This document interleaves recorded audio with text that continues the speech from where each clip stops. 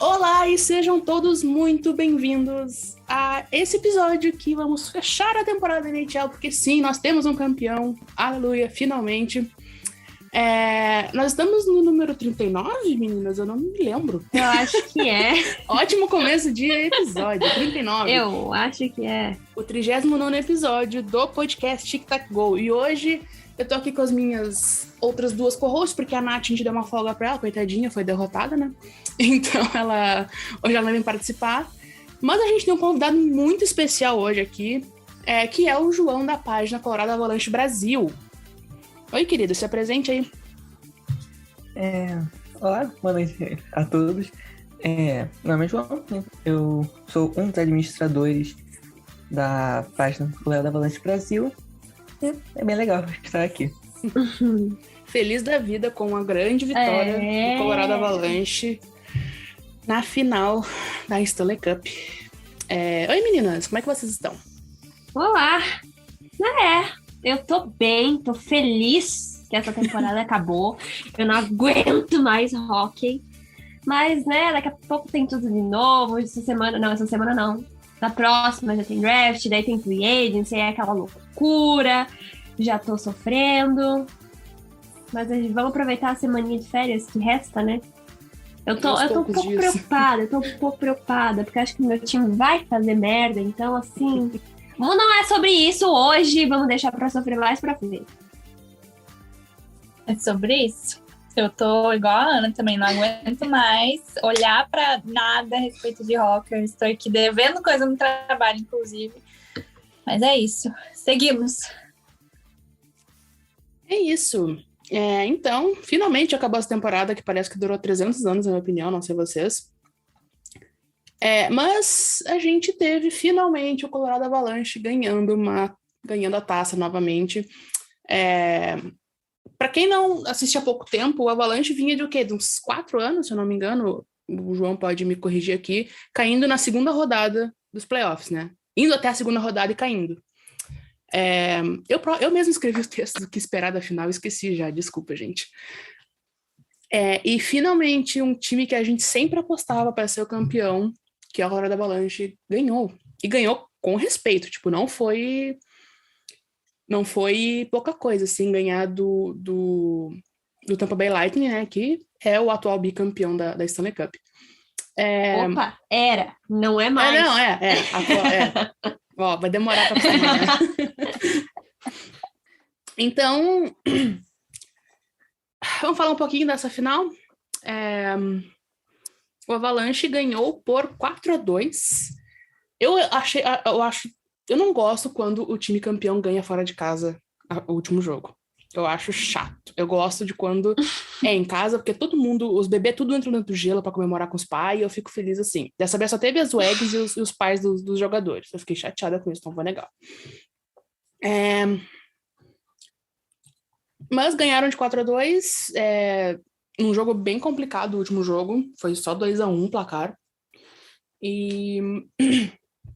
Desculpa. É isso. João, o que tu achou dessa final? Conta pra gente, o que tu esperava quando o time foi para os playoffs, essa função de vocês terem já caído vários anos na segunda rodada, e o que esperava quando vocês viram que vocês iam pegar logo o Tampa Bay Lightning na grande final? Bom, para começar, quando a gente passou para os playoffs, foi obviamente muito bom. Sempre já havia aquela sensação de que ia acontecer, só que a gente não sabia qual seria a posição, até que no final estava tendo aquela briga entre Colorado e Flórida para ver quem passava em primeiro. Colorado teve um final de temporada não muito bom, acho que tirando o início, teve a maior sequência de derrotas em toda a temporada regular naquele final e perdeu a primeira posição geral para o Florida Panthers. Mas estamos nos playoffs animados para acontecer, ver como seria, mas realmente ainda havia um certo receio de como ia se desenvolver durante as rodadas, já que já tinha tido tanto em 2020, quando a gente caiu para Dallas, quanto em 21, quando caiu para Vegas, havia aquela muita esperança de poder chegar nas fase final assim e acabam sendo eliminados. Então, quando acabou a temporada regular, com a equipe muito bem, entrou aquele medo de será que dessa vez vai? Será que mais uma vez era os favoritos? Aí pegamos logo de cara St. Louis, St. Louis não, Nashville, que a gente teve bastante medo de como seria, porque a gente começou quase mais ou menos 1 ou 2 semanas após perder para Nashville na final da temporada regular.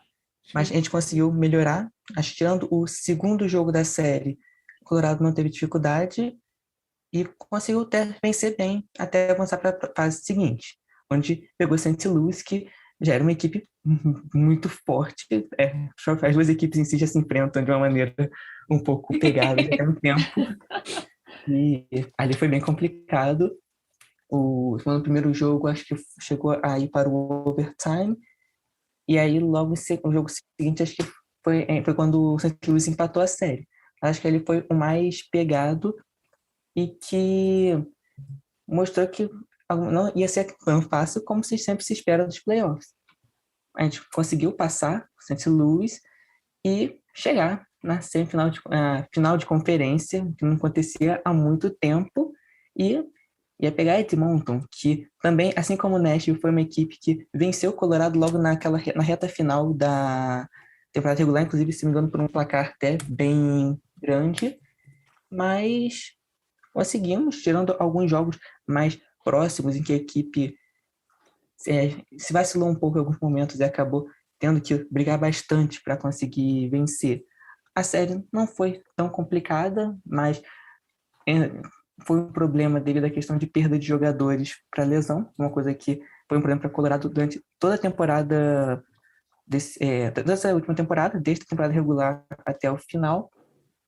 E o Santi entrou naquela animação, voltou para uma final após anos, e contra o atual campeão, um atual bicampeão, uma equipe que a gente já sabia que, mesmo não vindo bem, parecia que enquanto não tivesse conseguido acabar com toda a chance deles vencerem, eles ainda podiam reagir. A gente viu isso quando eles jogaram contra Nova York. Ali, aquela reação deles já ligou um alerta de que, quando o Colorado foi para a final, eles iam ter que acabar com o Tampa Bay o mais rápido possível, porque qualquer vitória deles poderia já ser dar uma força para uma reação. A gente venceu bem os 2 primeiros jogos, sendo que o primeiro jogo já mostrou que eles tinham um poder de reação bom. A gente abriu, se não me engano, 3-0 e eles empataram para 3-3. A gente ganhou, se não me engano, no overtime com o gol do Burakovsky. O segundo jogo foi algo impressionante, ninguém esperava conseguir tantos gols em cima de Tampa Bay e em cima do Vasilevskiy. Então, foi um ponto fora da curva. E aí veio o jogo agora em Tampa Bay. Primeiro jogo, a equipe chegou a começar bem no primeiro período, mas se perdeu durante o jogo e acabou tomando a virada e perdeu o primeiro jogo naquela série. Fomos 2-1 e vencemos o jogo seguinte, jogo 4, lá na Flórida, e um jogo extremamente emocionante, e viemos com tudo para fechar em casa. E aí eu acho que entra o que seria talvez um dos principais problemas de Colorado em todos os playoffs, que foi a pressão que a equipe tem a favor. Às vezes parece que a equipe sente mais a pressão a favor do que a pressão contra. Por exemplo, naquele dia, todo mundo achava que o Colorado ia fechar e ser campeão em casa. Foi feriado em Denver para todo mundo assistir. E eu acho que aquele jogo, mesmo tendo alguns jogos com a equipe não jogando tão bem tecnicamente, aquele foi o jogo que deu para perceber a equipe mais nervosa, de se precipitando em alguns lances, não tentando trabalhar muito para chegar no gol, tentando, assim que pegou o puck, tentar disparar logo e pegar logo e disparar, dificilmente conseguia marcar no Vasilevskiy. Então ali foi um jogo muito perdido, a gente marcou 2 gols, alguns até não sorte, mas em situações que não foram tão bem trabalhadas. Um foi num rebote, o outro foi quase um gol contra, para se dizer, no Vasilevskiy, que ele empurra para dentro, mas o gol nunca conseguia dar uma reação na equipe. Tomava o gol e fazia o gol de empate e continuava atrás, se defendendo, cometendo muitas penalidades bobas. A gente chegou a tomar o segundo gol de Tampa Bay, a gente ia para o power play. Só que quando estava terminando o delayed penalty, o Comfort fez uma penalidade, o jogo ficou 4-4 e logo assim que começou a disputa entre 4 contra 4, o Makar fez também uma penalidade. A gente ficou 4-3 e a gente aguentou por 1 minuto, depois levou o gol. E ali foi tentando voltar, só que mesmo conseguindo aquele empate 2-2, se recuou totalmente e acabou levando 3-2, forçando o jogo 6, que agora voltaria para a Flórida. A equipe, a gente imaginava que então talvez a equipe só funcionasse jogando com a pressão contra, jogando na casa do adversário, e até que talvez tenha aliviado um pouco, apesar da pressão de se perdesse lá ia tomar um empate de 3-3, ia ser uma pressão imensa. Mas, apesar de ter começado mal, tomou um gol logo no início. Acho que foi, inclusive, a segunda partida contra a equipe. Tomou um gol logo ainda nos primeiros minutos. Se não me engano, teve um que foi ainda antes do primeiro minuto. Esse foi ainda, acho que menos de 10 minutos do primeiro período. Tomou o gol e, apesar de conseguir pressionar, não foi tão bem quanto nos outros jogos da série. Quando você vê o jogo 1 e 2, o que mais dava força à equipe era a velocidade. Então, também não conseguia acompanhar a velocidade da equipe, mas quando você vê o final da série, a equipe já consegue bloquear um pouco mais essa arma de Colorado, que é conseguir ser bem rápido na transição para o ataque. A equipe não conseguia só com o Marquinhos e mais um jogador para o ataque, levando um pouco mais de tempo, e não trabalhava a jogada. Nisso, teve mais dificuldade para conseguir, mas foi melhorando. No segundo período foi melhor, já em relação ao primeiro, conseguiu fazer o gol de empate e não muito tempo depois o gol da virada, e entrou no terceiro período em quase que contagem regressiva, tentando esperar quanto faltava para acabar. Tampa Bay demorou muito para conseguir voltar a agredir. Eu ainda acho que o Colorado poderia ter tentado talvez pressionar mais para conseguir o terceiro gol para ficar mais tranquilo, mas essa equipe só funciona na base da emoção, então não atacaram tanto, se defenderam mais depois da primeira metade do período e foram até o final para conseguir o título. Um título que há muito tempo muita gente acreditava, esperava, mas quando realmente aconteceu, foi algo muito especial. Eu acho que nesse último jogo o Colorado entrou nervoso, sabe?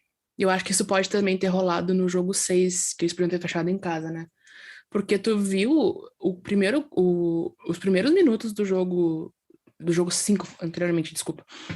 Os primeiros minutos do jogo 6, que foi o último, o Makar errando um monte, sabe? Foi dele o erro que causou o primeiro gol de Tampa. E, tipo, o Makar não é esse tipo de jogador, assim, que tem muitos erros, né? Então, tu via claramente, assim, que tinha um nervosismo, assim, primeiro período inteiro, eu acho. E isso, acho que se dá muito pela falta de experiência do time em playoffs, assim, em momentos mais decisivos dos playoffs, sabe? É diferente de Tampa, né? Que a gente sabe muito bem como é que é nos playoffs. Mas eu acho que mostrou muita força mental mesmo do time, assim, que mesmo nervoso, mesmo nesse momento complicado, assim, eles conseguiram durante o jogo, e provavelmente com um trabalho técnico muito bom também no vestiário, nos intervalos, manter os nervos, assim, tipo, mais... Tava ali ainda, sabe? Mas conseguir botar a razão acima da emoção, talvez, e conseguir essa virada, né? Virada em Tampa, tipo, cara, não é fácil, sabe? Até porque tem até aquela estatística do Vasilevski, né? Que em jogos eliminatórios o cara tem sei lá quantos shutouts, sabe? Sim. Que vem desde 2020, ou seja, também se espera que o goleiro do outro lado, né, esteja nessa inspiração toda. Então, querendo ou não, é o Vasilevski, que é um dos melhores goleiros, então também tem esse fator que acaba pesando na hora, né? Tipo, já tem o nervosismo de você chegar na final, de você poder encerrar uma série ali, vencer a Stanley Cup, tem um goleiro monstro, tem um time que, tudo bem, mesmo quebrado, assim como imagino que o Avalanche também esteja, é muito bom, tanto no ataque quanto na defesa, então foi bem legal de assistir. Eu acho que a gente só não sabe ainda a lista de lesões de Colorado, porque eles devem estar tudo de ressaca ainda, sabe? Estão anestesiados de tanto álcool. Acho que até Então, agora Colorado só revelou que o Nichushkin jogou, se não me engano, com o pé fraturado, afinal. Inclusive fala que ele só conseguiu jogar normalmente os primeiros 20 minutos. Depois ele parece que estava sentindo muita dor para jogar. E se não me engano, o Cogliano e o Kadri, que se machucaram na série sim. contra Edmonton. E o Cogliano chegaram a falar o que tinha sido mais ou menos a lesão. O Kadri só se revelou um bom tempo depois da lesão, se não me engano, falaram que tinha sido uma lesão na parte da mão. E ele, inclusive, passou por cirurgia, né? Sim, foi uma cirurgia, se não me engano, ele chegou a quebrar mesmo o polegar. Ele teve que fazer uma cirurgia na região do polegar para conseguir voltar e acabou voltando a tempo para a final. E aí agora depois, acho que revelaram já o que tinha sido exatamente a lesão do Cogliano e do Kadri, e que o Nichushkin tinha jogado o último jogo machucado. Acho que ainda não falaram qual foi realmente o problema do Burakovsky, que não jogou, inclusive, acho que os últimos 2 jogos da série. Eu vi uma foto do pé do eu não consigo falar o nome dele. Nichushkin. Sim, a foto do pé do Nichushkin é horrível, né? Pelo amor É de Deus. horrível. O pé dele não tá roxo, tá tipo preto, um hematoma imenso, gigante, horrível. Sim. Eu fico imaginando, cara, porque assim, eu não sei vocês, mas qualquer batida que eu dou, tudo bem que eu sou um pouco dramático, mas eu já fico, ai meu Deus, não pode encostar. Imagina o cara ir jogar com o pé naquela situação. Meu Deus. Base de tramadol, minha filha. Mas Cara, eu fraturei o dedo do meu pé, o que fica antes do mindinho. Uma fratura, tipo, de boa, assim, sabe? Nada demais, assim. No raio-x mal apareceu e eu não consegui botar o pé no chão por um mês. Então, tipo, eu só imagino a dor que esses caras devem sentir pra jogar. Mas o próprio Kadri falou que ele não conseguia amarrar os patins por causa da lesão do dedo dele, sabe? E isso a gente já falou muito aqui sobre essa problemática dos jogadores seguirem jogando mesmo com todas as lesões. Saiu uma lista imensa de Tampa de todas as lesões. Sim. Botar o Brandon Point em um jogo sequer com o quad rompido é de uma irresponsabilidade absurda, na minha opinião. Porque ali tá o teu franchise player praticamente do futuro, sabe? E eu acho isso horrível. Mas né? Tipo, tentar tirar isso da cabeça da cultura do hockey, especialmente nas finais da Stanley Cup, é impossível. Então, Nossa, né? o Cirelli, coitado, jogou sem ombro. Os 2 ombros dele foi deslocado, gente.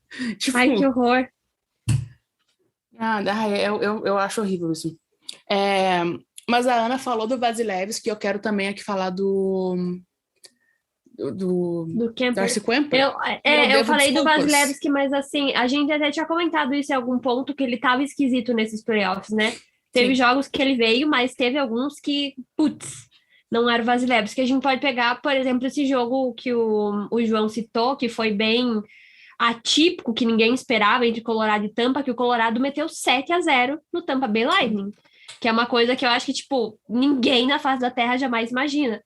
Você ter um número um pouco alto de gols contra o Vasilevski já é de se assustar. Agora, Nos 7 playoffs. Nos playoffs é muito maluco. Ele tinha tomado 7 gols uma outra vez na carreira dele, que foi contra o Coyoatão. Ai, meu Deus. E ele tomou 6 contra o Rangers também nesses playoffs, né? O que mostra que alguma coisa ali, algo de errado não estava certo, sabe? Com o Vasilevski nesses playoffs. Mas eu devo pedir desculpas pro Darcy Kuemper, eu acho, e um ponto de discussão interessante, talvez. Porque eu sou o tipo de pessoa que defende, que acha, pelo menos, que tem que ter um goleiro elite pra tu ir bem nos playoffs. Ou pra tu ser campeão, pelo menos, sabe? Um goleiro que consiga roubar jogos. E eu não acho que o Colorado tenha... Nenhum dos 2 goleiros deles consigam roubar jogos, porém, são 2 goleiros bons e 2 goleiros com um sistema defensivo muito bom à frente deles. Mas e acho que 99% das pessoas de fora que assistiram esse jogo tem que pedir desculpa pro Darcy Kuemper e pro Pavel Francouz, porque eles seguraram a barra. E eu quero perguntar também pro João se isso era algo esperado, talvez assim, porque eu não sei como é que tava a vibe da torcida de Colorado quando o Kuemper chegou, porque o Kuemper chegou da pior temporada da carreira dele pelo Coyotes, com uma troca cara, querendo ou não, que é uma primeira escolha, uma escolha de primeira rodada, desculpa. Então, assim, vocês tinham muita fé no Kuemper ou era tipo uma coisa assim, vamos botar fé ali no Makar, no Taves, na galera que fica na frente dele, sabe? Então, é meio complicado que foi uma mistura de muitas coisas. A gente tinha acabado de perder o Grubauer de uma forma bizarra, que foi ao mesmo momento vendo como seria a renovação do Landeskog e do Grubauer, e não teria como renovar com os dois. Então a gente perdeu o Grubauer assim, de repente. E a gente tinha o Francis que muita gente da torcida tinha uma certeza de que ele tinha jogado bem antes, só que ele estava lesionado há muito tempo. Ele perdeu quase toda a temporada passada por lesão. Então, o gol era a questão que mais ficava incerta em Colorado. A gente perdeu o goleiro principal e o nosso goleiro reserva ainda estava voltando. Tanto que na temporada anterior, o Colorado gastou as coisas para pegar o Johansen e o Dubnyk, e nenhum dos dois continuou na equipe depois, por tanto tempo nessa temporada. Então, quando chegou o Kuemper, aquela questão de olho que não vinha estando tão bem em Arizona e custando até um valor bem caro, algumas coisas limitadas, mais algumas condicionais, se não me engano. Inclusive, acho que uma condicional foi concluída agora, Sim. porque ele jogou mais da metade dos playoffs. Só que tinha realmente uma questão de como seria se ele ia conseguir passar a segurança.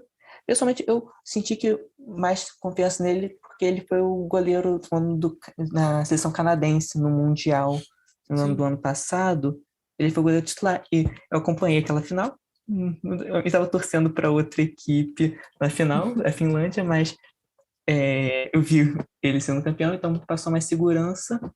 Mas realmente não, o gol de Colorado não era naquela situação que você tem algumas equipes de saber que o gol está quase resolvido. A gente sabe que o goleiro vai dar conta totalmente. E aí a questão é a defesa não deixar o goleiro em situações ruins. A gente sabia que não dava para ter total segurança que eles não fossem falhar. Só que durante a temporada eles foram saindo bem. Tanto o Kuemper foi o principal goleiro, o Francis, quando ele teve que entrar. A gente ainda foi um tempo, o Johansson ainda foi reserva tempo até volta, se não me engano, para Flórida. Não, Vitória, de Flórida, e Flórida não pegou ele em sequência. Nisso, o Francis voltou e foi, às vezes, revezando os dois. E se mostraram que era o suficiente. Eles conseguiam dar conta, conseguiam, mais vezes tivesse uma falha ou outra, mas não eram goleiros que comprometiam a equipe. Era como se a gente não tivesse a mais de ter um grande goleiro, mas a gente não tinha um goleiro ruim. A gente tinha dois goleiros que conseguiam jogar bem. Inclusive, acho que isso é uma coisa que contribuiu até para esse título de Colorado. Espero que não pareça clubismo dizer que temos jogadores medianos, mas o Colorado tinha vários jogadores que não pareciam ser grandes estrelas. A gente tinha, realmente, McKinnon e Landeskog, grandes jogadores, mas, por exemplo, o Albert Kubel, que chegou como waivers no meio da temporada, que é um jogador bom. E a quarta linha de Colorado, são jogadores que não eram tão badalados, mesmo o Helm já tendo sido campeão com Detroit, mas jogadores assim, que não eram tão badalados, mas foram cruciais para o Colorado conseguir vencer.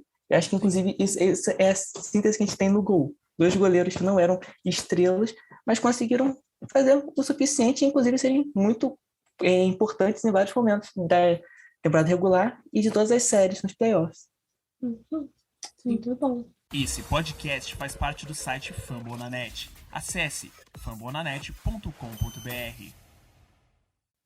Mas tu comentou, João, da questão do time ter muito jogador, entre aspas, muitas aspas, tá? Médio, que teve sucesso. Eu acho que isso foi, de fato, assim, um ponto bem interessante. Porque tu vê, por exemplo, os pontuadores do time, sabe? Tipo, tu vê Oilers, por exemplo. Claro, o Oilers é um meio fora da curva, né? Como o McDavid e o Draisaitl lá em cima e o resto, tipo, com pontuação muito baixa. Mas eu acho que se eu tivesse que apostar, assim, o time que teve a pontuação mais equilibrada entre todos os jogadores, eu diria que foi Colorado, sabe? E isso mostra bem, assim. Eu acho que mostra bem também o trabalho do Bednar, né? Que, tipo, é um grande técnico. Então, é bem isso, sabe? Tipo, a questão do goleiro foi isso também.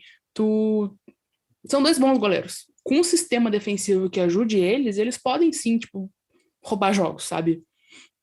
Então, E é um time muito consistente também, né? Assim, que tá sempre ali jogando o mesmo sistema e todo mundo, se tira um, coloca o outro no lugar, a pessoa vai conseguir jogar Não é como normal, se não vai. fosse, tipo, fazer uma falta absurda pro time que se não tem aquele jogador, acabou, sabe? Vão perder pra sempre. Exatamente. Foi igual aconteceu quando o Kadri estava fora, tipo, ele é uma peça extremamente importante do time, mas eles conseguiram se virar sem ele. Então é um time extremamente balanceado, extremamente bem trabalhado. E eu vivo numa relação de amor e ódio com o Bednar, né? Porque vocês lembram no passado que eu tava metendo pau nele? Tem que resgatar o áudio, Érica, dela falando, você é burro! do ano passado, dá pra pegar. Dá um Tem ela flashback. falando, o Bednar, ele é burro! Falei nos recaps e irei falar aqui agora. Jared Bednar precisa parar de ser teimoso e mexer na porcaria do time dele direito, porque senão ele vai continuar perdendo no segundo round, entendeu? Ano passado foi por causa das lesões, teve 1 milhão de jogadores lesionados, e esse ano foi por teimosia e por falta de visão de jogo do Jared Bednar. E é isso, esse é o meu único comentário. Eu fiquei muito pistolaça da vida, porque, cara... modificações óbvias que ele devia ter feito, ele não fez. Patrick Nemeth, você é um bosta. Você não deveria estar na NHL. Que saco. Você vai embora, não te aguento mais. Ele devia ter tirado o Nemeth. Tipo assim, depois do terceiro jogo ele devia ter tirado. E eu sei que eu estou falando isso e as pessoas vão falar que eu sou clubista, mas devia ter colocado o Bowen Byram para jogar no lugar dele. E é isso. É que eu acho que assim como o time, ele também aprendeu com todas as derrotas e todo o caminho, né? Então, tipo... Com certeza. É um processo, querendo ou não, sabe? O John Cooper não chegou ganhando 2 Stanley Cups, por exemplo. Sim, e tem uma coisa importante que vocês comentaram, que é todo um processo, desde a pessoa que tá lá na administração até o jogador que quase nunca entra no gelo, sabe? O reserva do reserva do reserva. É um time que tem uma administração muito boa, que é bem treinado, que faz boas escolhas, nos drafts principalmente. Uma franquia inteira muito boa, assim. É, uma franquia que funciona, sabe? Eu não sei, mas eu acho que eles estão dentro do salary cap também, tudo direitinho, ou seja... Sim. Um time é um negócio, né? Você tem que administrar como se fosse um negócio, e eles fazem isso muito bem. E é o que a Luísa falou, né? Se tirar um jogador, mesmo que ele seja importante, alguém entra ali no lugar e as coisas funcionam como se o cara não tivesse saído, porque você não consegue sentir tanta falta como, por exemplo, outros times, por exemplo, sei lá, perdeu um jogador ali da primeira linha, acabou o time, entendeu? Não vai mais classificar, nada. Não é uma situação assim. É o sistema todo, né, que é muito bom. Uhum. Mas vamos falar do Conn Smythe? Vamos. Acho que, eu não sei se o João concorda, mas eu queria muito ter visto um jogador um pouco, tipo, não diferente, mas assim, eu acho que o Nichushkin, não tô falando dele, fez uma pós-temporada muito boa. Acho que na final talvez ele não tenha sido tão bom quanto as outras séries, talvez pela lesão que ele tava também. Eu sempre gosto de tentar apostar em algum cara fora do óbvio, sabe? E querendo ou não, o óbvio era o que uma cara. Por mais que tinha gente querendo colocar o Nathan MacKinnon como o Conn Smythe, pelo amor de Deus, sabe? Não tinha comparação nenhuma. O que falar de Cale Makar, João? Tipo, tem palavras para definir o que é este moleque, porque ele é novinho e, tipo, ele tem já uma prateleira inteira cheia de prêmios, sabe? Então, é muito absurdo. O Makar é uma coisa bizarra mesmo, por ele ser um defensor bom, ele conseguir, mesmo não sendo tão físico, ele conseguir chegar bem para roubar o puck e tirar da zona de defesa e tudo mais, então ele é um bom defensor, E aí soma a parte dele no ataque. Uma coisa que o Colorado teve muito bem nessa temporada, mesmo não tendo acontecendo tanto nas últimas fases, nas últimas rodadas, foi a parte dos gols ali mais ou menos perto da linha do meio do gelo, que eram trabalhados para o Taves e o Makar. E o Makar era o que mais disparava. Então, a força que ele tinha no ataque era incrível. Tanto que ele foi, nos playoffs, ele foi o jogador que terminou com a maior pontuação na equipe. Ele terminou com 29 pontos, sendo 8 gols e 21 assistências. Então, ele é um defensor que joga muito no ataque. Ele às vezes tem mais pontuações de gols e assistência do que outros jogadores do ataque. Então, é uma coisa muito bizarra. Até é interessante você ver que tipo, a escolha que o Colorado teve, que pegou um defensor que quase supria, às vezes, a necessidade de um atacante. Você pegou um jogador que sabe jogar nas duas posições. E, realmente, sempre tinha a questão dele ter vencido o Conor Smythe, ter sido o melhor jogador. Inclusive, dá pra ver que talvez não que ele quisesse vencer o prêmio, mas essa questão dele, todos sabendo que ele é um jogador defensivo, mas um defensor mas muito ofensivo, inclusive acho que às vezes fazia com que ele até se precipitasse um pouco no ataque, que às vezes ele ficava muito tempo no ataque, ele não voltava tanto para a defesa, porque dava para ver que ele sempre queria participar, às vezes mais da jogada do gol do que necessariamente de voltar para defender. Então, era um jogador que a gente esperava, que talvez a gente esperava ganhar o Calder Trophy de melhor defensor. Eu acho que eu não sei. É o Norris, desculpa. Ele ganhou o Norris. Ele foi o primeiro em muitos anos a ganhar tanto o Norris quanto o Conn Smythe. Eu li isso tipo ontem e já esqueci pra ver como é que tá isso. Sim, o último tinha sido o Bobby Orr do Red Wings. Não. Há muito tempo. Achei no meu texto aqui. Os únicos defensores que venceram o Norris e o Conn Smythe na mesma temporada. O Bobby Orr em 70 e 72 e o Nicklas Lindstrom em 2002. Isso. E ele é o mais novo desde o Bobby Orr. Sim. Então, é pouca coisa, né? Tipo, quase nada. Quase nada. Em uma semana levou o quê? 3 prêmios. E a Stanley Cup sendo um deles, né? Ele tem já o Robbie Baker, né? Do 2019, que é o prêmio dado ao melhor jogador do hockey universitário. O Calder, que é para melhor novato em 2020. O Norris, o Conn Smythe e a Stanley Cup. Nada demais, sabe? Nada demais. Conn Smythe, para quem não sabe, é o prêmio que se dá para o MVP dos playoffs, né? MVP é o jogador mais valioso, e valioso não no sentido de dinheiro, tipo, é o mais caro, que tem mais valor, não. É importância, valor para o time em si. Sim. Mas além dos óbvios, assim, tipo, qual foi a maior surpresa para vocês, João, do time, assim? Eu, particularmente, eu não sabia muito do Nichushkin, por exemplo. Nichushkin, do Chuchuzinho. eu não conhecia muito. Mas eu, no meu texto, que eu fiz pra Net Brasil, eu botei pra ficar de olho no Lekkonen, né? No Arthur Lekkonen. E foi ele que fez o gol da vitória do título. Então, tipo, sabe? Foi um nome também que acabou me surpreendendo, sabe? Porque eu não esperava que fosse tanto. E tipo, pela importância dele, vocês pagaram muito barato nele pro Canadiens. Então, mas tipo, além assim de Makar, McKinnon, Landeskog, além desses caras assim, quem que foi que mais surpreendeu vocês nessa campanha até a taça? Bom, eu acho que mesmo que não tenha exatamente sido um jogo de defesa, então não tenha exatamente sido tão destaque em vários momentos, acho que com certeza o Jack Johnson, porque ele não iria jogar. A gente tinha o Samuel Girard, que se machucou, ele quebrou o externo e saiu. Eu lembro disso. Sim.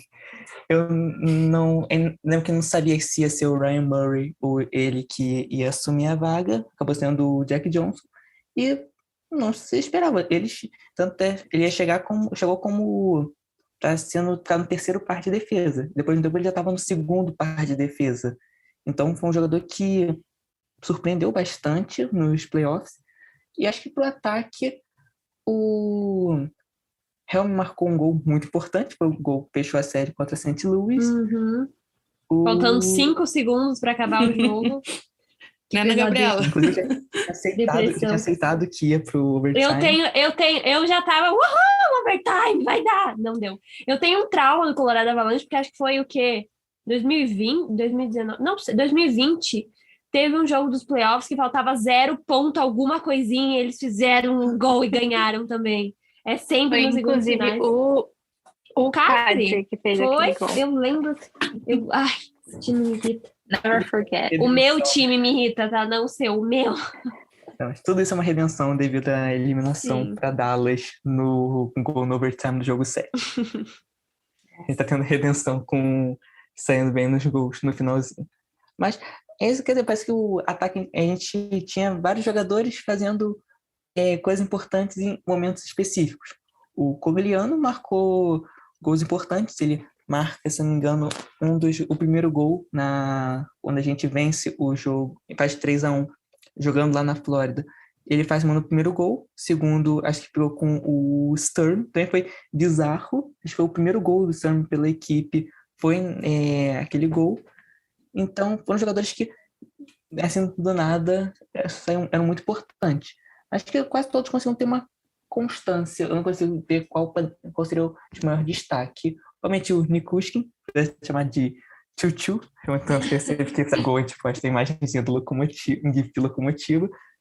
Acho que, mais que ele já fosse um jogador muito bom e que a gente sempre sabia que ele poderia marcar, principalmente ele era nos playoffs não aconteceu tanto, mas ele e o Logan Connor eram os melhores para tentar marcar gol de short-handed. Eles conseguiram avançar muito bem para o ataque, mas acho que a gente não esperava nesse nível ele ter se tornado tão importante para a equipe. Ele já estava vindo para primeiro par de primeira trio de ataque desde o final da temporada regular com as lesões, mas que ele iria ter nessa série. Mas falando do Nichushkin, João, acho que é importante também a gente falar do futuro do Avalanche, né? Tipo, porque foi um time que demorou tanto para chegar onde chegou, tipo, teve tantas derrotas doloridas assim nos playoffs, e agora se espera, né, pela qualidade do time e pelo núcleo que tem, que se mantenha, sabe? Como é que tá a função de free agents? Tem algum contrato grande que tem que assinar? Porque eu, de fato, assim, eu foco muito, muito pouco nessa parte, porque eu não me ligo muito em salários e contratos. Mas eu sei que o Nichushkin é free agent e provavelmente ele vai levar uma bolada agora quando começar a free agency, seja de Colorado ou seja de outro time. Então, como é que tá essa função? Não só ele, quanto o Quimper também é free agent. Então, assim... Ixi. O Kadri não é também? O Kadri também é. É verdade. Nossa, boa sorte pra vocês. Nesse sentido, a situação de Colorado era incerta, a gente não sabe como vão ser as questões dos contratos. A equipe ainda tem um pouco uma certa quantidade do cap disponível. Acho que eles ainda têm 25 milhões disponíveis, agora eu não lembro. Não, eles têm 25 milhões e acho que eles vão ter 56, eu não lembro. Mas realmente tem realmente essa dúvida devido à quantidade de jogadores que vão agora acabar o contrato. E a gente sabe que talvez aconteça uma situação semelhante à do início da temporada, em que Landeskog e Grubauer tinham que ver contrato ao mesmo tempo e optou por renovar com o Landeskog, capitão da equipe, e foi o primeiro baque de ter perdido o goleiro. Então, a gente talvez passe uma renovação, talvez alguns jogadores não fiquem. Inclusive, tendo aqui, se não me engano, o Burakovsky, eu acho que ele também também vai para... Também vai estar terminando o contrato.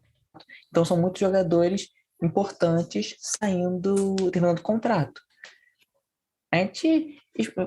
mas são jogadores agora, sempre foram amores da equipe, ainda mais agora um título, mas a gente sabe que talvez sejam jogadores que não vão continuar na equipe e a gente vai ter que acreditar que da mesma forma como em todos esses anos Colorado foi conseguindo contratar bons jogadores, essa última temporada foi a prova. As contratações que a equipe fez no meio da temporada, todas surtiram um efeito imenso, principalmente a do Leco, né? Então, a gente espera que a equipe consiga se renovar, mesmo às vezes perdendo talvez alguns jogadores agora, consiga montar uma equipe forte novamente. A gente já não vai prometer conseguir a mesma coisa do Tampa Bay, ser campeão agora de novo. A gente não deve manter uma equipe exatamente igual, mas imagino que talvez consiga novamente substituir esses jogadores por grandes jogadores também. Principalmente com alguns jogadores que a gente já podem estar começando a vir, jogadores mais novos, e podem vir. E assim, novamente, jogadores que talvez não sejam tão badalados em outra por aí, mas podem dar certo na equipe. Talvez o Colorado continue tendo uma renovação. Realmente, como você falou, demorou tanto tempo que muitos contratos foram chegando ao fim. Eu cheguei a pensar, eu cheguei a comentar aqui com algumas pessoas que se o Colorado não vencesse esse ano, talvez não vencesse com essa equipe, porque muitos iriam talvez até saíssem ou pedissem para ser trocados ou coisa do tipo, e muitos iam acabar o contrato mesmo. Conseguiu realmente com esse título ainda com esse núcleo principal de jogadores, mas acho que a principal esperança vai ser a equipe conseguir renovar com a maior quantidade possível e conseguir continuar com o bom trabalho na reposição de jogadores que vem tendo já nos últimos anos. Uma coisa importante é que vocês estão saindo de um título, né? Então é bem capaz que consigam, de fato, renovar com grande parte dos que estão para sair, sabe? Porque eu acho que foi o que o Tampa mostrou pra gente nesses últimos 2 anos. Tu constrói uma cultura boa no teu time, na tua equipe, na tua franquia, né?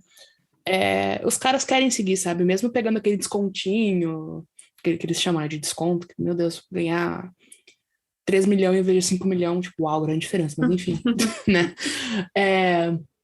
Então, acho que é um ponto que é bem positivo para vocês, assim, de terem conseguido, de fato, vencer nesse ano, para manter mais gente. Porque, por exemplo, o próprio McKinnon, por exemplo, ele já tava, tipo, de saco cheio, né? Tem entrevista dele na derrota ano passado contra o Vegas, falando, tipo, pô, eu tô aqui há 9 anos, não ganhei porra nenhuma ainda, sabe? Então, é bem importante assim mesmo. Acho que esse título foi importante até para a cultura da equipe no geral, sabe? Mas enfim. Se o Burakovsky quiser ir voltar para Chicago, nossa, por que o Chicago na cabeça? Não, Érica, eu vou apagar. Não, tô brincando. Se o Burakovsky quiser voltar para Washington Capitals, eu aceitava de coração. Você vai ficar com o Malkin. Não quero. Geriatria, eu acho que o Capitals não precisa, sabe? Mas falando nisso, olhando aqui por cima a line-up do Colorado, eu acho que tinham pouquíssimos campeões da Stanley Cup, né? Tipo, o Burakovsky já tinha uma. E quem mais? O Helm. O Ele Helm, foi campeão com o Detroit. Incrível, com as duas equipes. Mas eu acho que em todo o line-up, só eles. Inclusive, tem muitos jogadores que talvez, não sei, com algo mais velhos, que não sei como vão continuar, que foi incrível mesmo. O Sim. Eric Johnson, por exemplo, não chega aos pés, realmente, de quando o Burke ganhou com Colorado, mas também é muito bonito ver o Eric Johnson conseguir finalmente um título da equipe. Então, muitos jogadores realmente ali nunca tinham tido um título, muitos nem exatamente foram tanto destaque nas suas equipes anteriores, mas conseguiram jogar muito bem, todos foram de grande destaque e conseguiram levar esse título. Realmente eu acho que só o Helm e o Burakovsky já tinham sido campeões nessa equipe. Todos os demais nunca tinham vencido uma Stanley Cup. Sim, pra mim o mais legal... Oi, Ana, desculpa. Eu não sei, talvez acho que a gente vai falar da mesma coisa. É dizer que uma coisa muito significativa é o Kadri, né? Que é o primeiro muçulmano aí a erguer a Stanley Cup, ainda mais por tudo que ele passou, principalmente nos últimos meses, né? A quantidade de comentários islamofóbicos nojentos que ele teve que lidar. Então, veio aí, e que bom que veio aí. Fico muito feliz por ele. Eu odeio ele apenas quando ele joga contra o Blues, porque ele já matou o Justin Falk, mas de resto, Eu Merece acho importante demais. que a gente fale dos problemas dele no gelo, porque ele tem várias jogadas Sim. sujas, mas é muito mais importante que a gente enalteça o feito dele. Sim. Como você E fala, tipo, o assim- primeiro jogador muçulmano a erguer a Stanley Cup num continente que é a América do Norte, que é tão islamofóbica, e que tem tantas problemáticas em relação a isso, né? O João talvez vai saber mais do que eu, mas pelo menos o que eu vi nos playoffs, acho que na temporada regular também, ele tava muito de boa, assim, sabe? Eu não vi ele sendo sujo e nem indo de propósito em ninguém. A situação com o Bino a gente já comentou aqui que nem foi culpa dele, assim, né? Porque os dois ali se enroscaram e os dois caíram em cima dele, então. Ai, mas que bom que ele conseguiu. Eu tive que ler torcedor gringo, tá? Não tô falando mal de torcedor brasileiro. Do Maple Leafs falando "He's still a Leaf for me", tipo, ele ainda é um Toronto Leaf pra mim. Tipo, não, ele não é, Vai amado. se fuder, cara. Larga E disso. quando Vocês não ele quiseram tava- ele. Sim, quando Sim. ele tava lá, era uma putaria, porque ficava todo mundo enchendo o saco, falando que ele era ruim, que ele era um risco nos playoffs, e não Liability, sei o quê. Sim, e aí agora eles ficam nessa, você sempre vai ser um Leaf. Kiss my ass. E além disso, Como citando o próprio filósofo, que conhece. a gente falou, né, dos caras que estavam atrás de ganhar. O Jack Johnson também era um cara que não tinha ganho ainda, né, que tava aí há sei lá quantos anos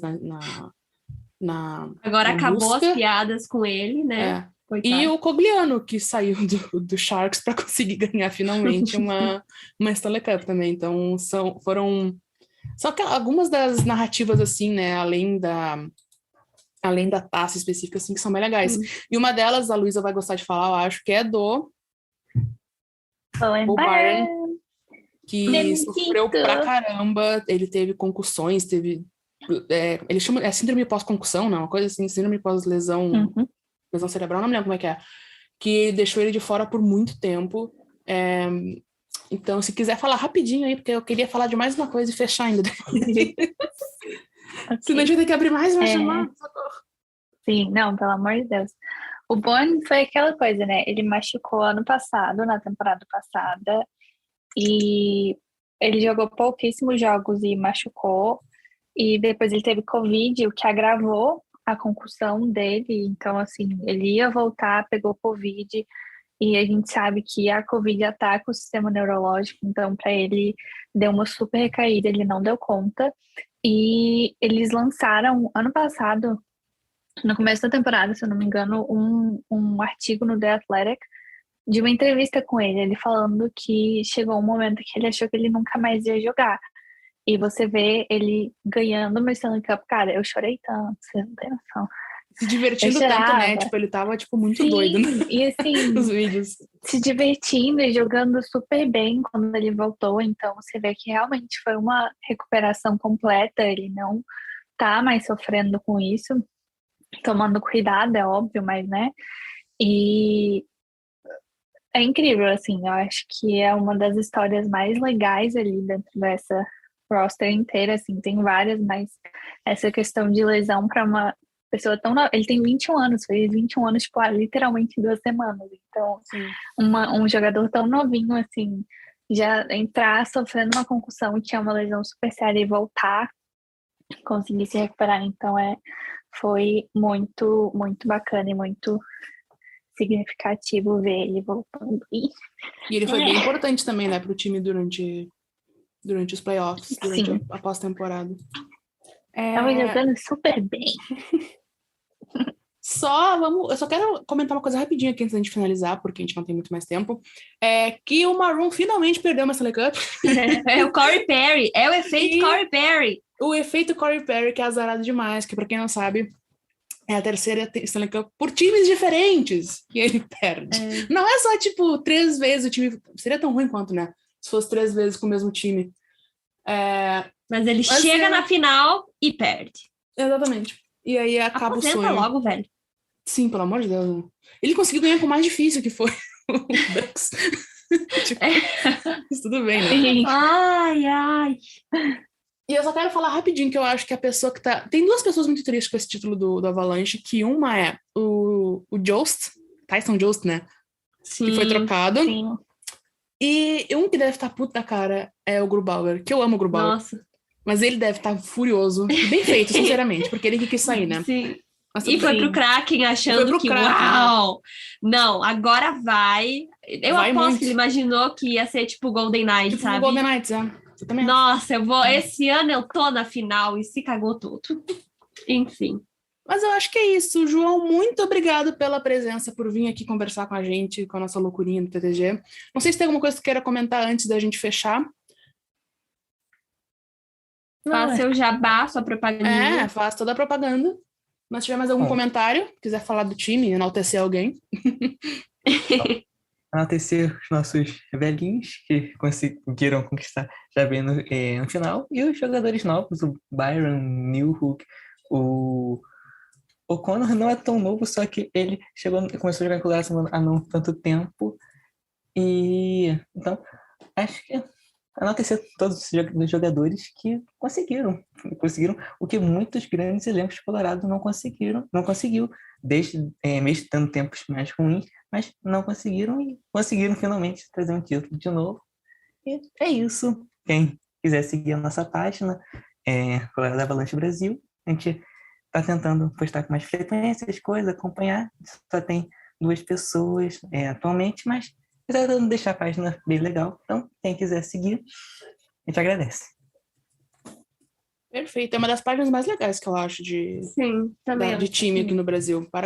Parabéns mesmo pelo trabalho, parabéns pelo título. Assistir um título do nosso time deve ser algo maravilhoso. Eu comecei a torcer depois do título, então eu não sei como é que é.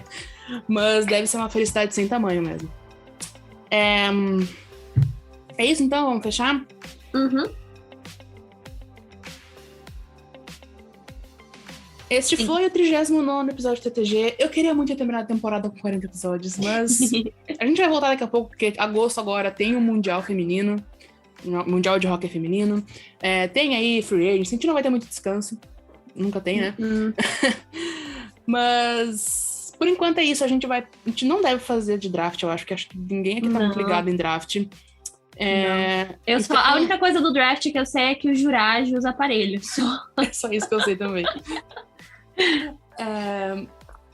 Mas é isso. Lembrando que o TTG é um podcast NHL Brasil em parceria com o Fambonanet, que é o maior portal de podcast sobre esportes americanos no Brasil.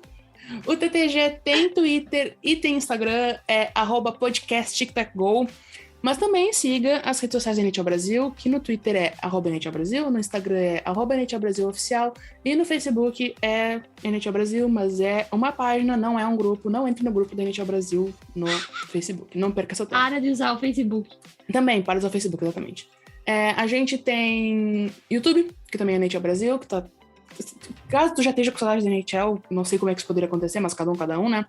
Tem lá o recap de todas as séries que rolaram nos playoffs. É um trabalho mega bem feito da Carol. Então vai lá, aprecia isso e se inscreve na nossa página também.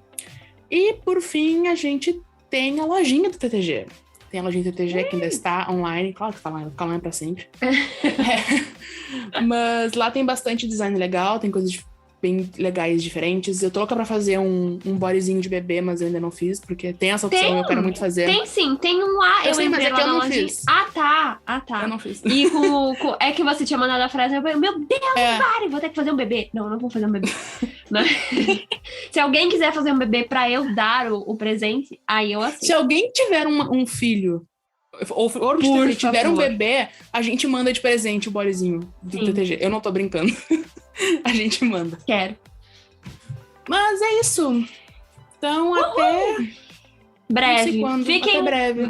Segue nas redes sociais pra saber quando é que vai ter o próximo episódio, que a gente avisa. Mas muito possivelmente depois que começar a loucurinha da Free Agency, né? E muito obrigado também por essa temporada. Segunda temporada do TTG. A gente agradece muito a companhia dos nossos ouvintes queridos. E vamos aí pra mais temporadas. Mais papos doidos sem contexto nenhum. E ainda tem as nossas pautas malucas que vão vir na off-season, né? A gente vai fazer uma pastoral de vários jogadores. Não, com certeza. Prioridades. Então tá bom. Chega. Bora? Beijo. Beijo, galera. Beijo, gente.